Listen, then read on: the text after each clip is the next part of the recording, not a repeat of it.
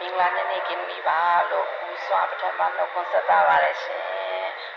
ဒီနေ့မခိုင်လို့ခဲ့တာကတော့ပြုံးနေမြို့ကရင်တထောင်စစ်စေးရုံမှာသွေးလိုအပ်နေတယ်လို့အကြောင်းကြားတဲ့အတွက်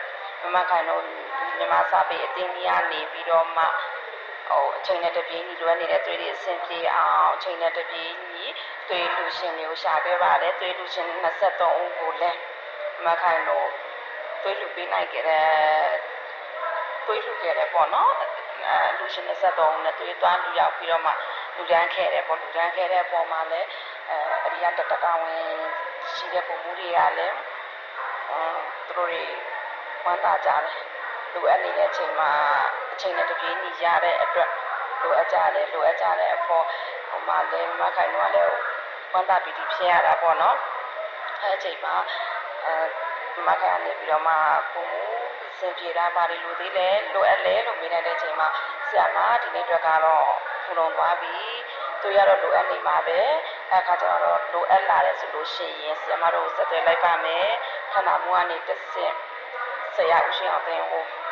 ဆက်သွယ်ပြီးတော့မှကိုကြီးပေးပါအောင်ပေါ့နော်တိုင်ပြောတယ်အခုတို့မီဒီယာလည်းဒီ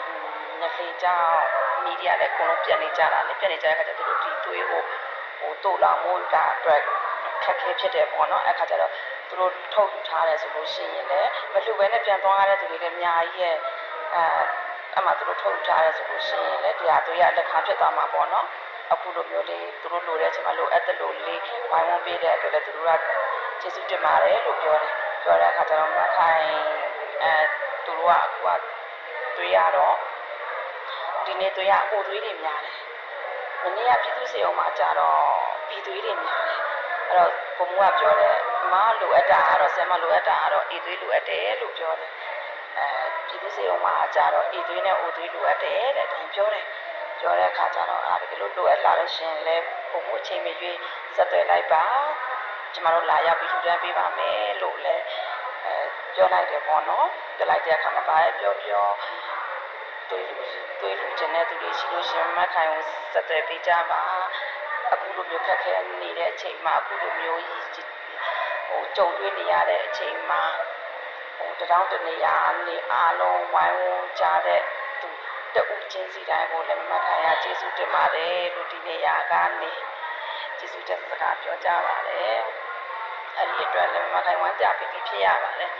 မပင်မမှုမမောနော်ပြောနေသေးတယ်တထောင်တနေရာနေပါဝင်ခွင့်ရတဲ့အတွက်လေနော်ဘယ်လိုမျိုးလဲ